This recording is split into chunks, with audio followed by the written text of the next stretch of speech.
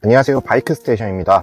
바이크 소모품 중에서 운행에 가장 직접적인 영향을 끼치는 소모품인 타이어에 따라서 승차감, 정숙성, 운동 성능 이런 것들을 체감할 수가 있죠.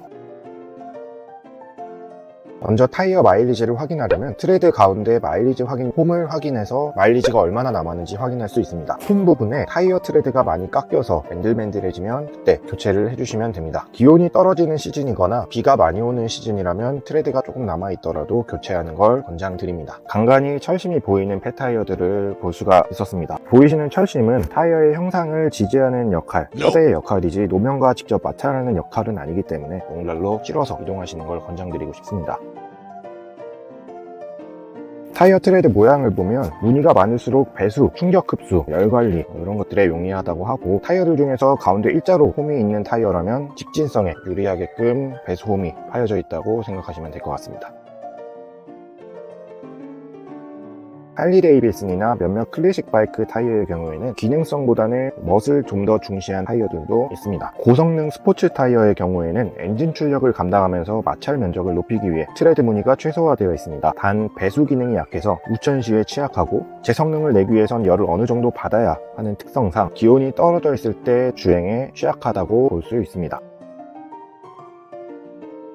타이어 수명에 대해서 여러 가지 의견들이 있는데, 미쉐린 타이어 홈페이지에 가보시면 타이어 수명은 5년 점검, 10년이 지난 타이어는 무조건 교체하라고 되어 있습니다. 이것 또한 제조사마다 다르겠죠. 타이어의 경화, 갈라짐, 변형, 파손 이런 것들에 따라서 다를 수 있고, 타이어 보관 환경이라든지 주행 환경, 주행 습관 등에 따라서도 다를 수가 있겠습니다.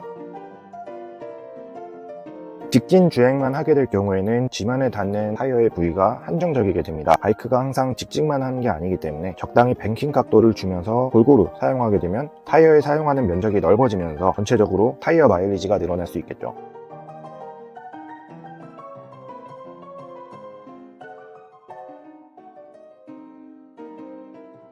못을 밟아서 생긴 비교적 일정한 구멍의 경우에는 지렁이 수리로도 공기압이 유지가 된다면 더 타도 된다고 생각합니다. 다만 유리 파편이나 불규칙적인 타이어 펑크의 경우에는 미세 공기가 셀 수 있기 때문에 교체를 권장드리며, 타이어 옆면, 측면 펑크 시에는 바이크의 하중을 직접적으로 받는 부분이기 때문에 타이어가 아깝더라도 교체하는 걸 말씀드리고 싶습니다.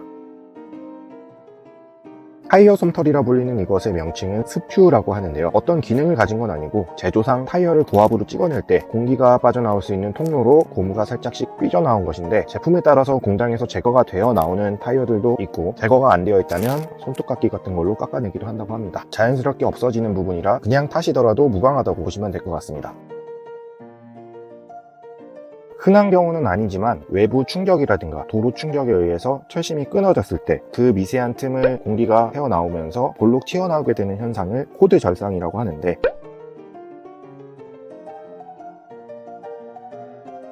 이런 타이어 상태가 확인이 된다면 빠른 시간 내에 타이어를 교체하시길 바랍니다.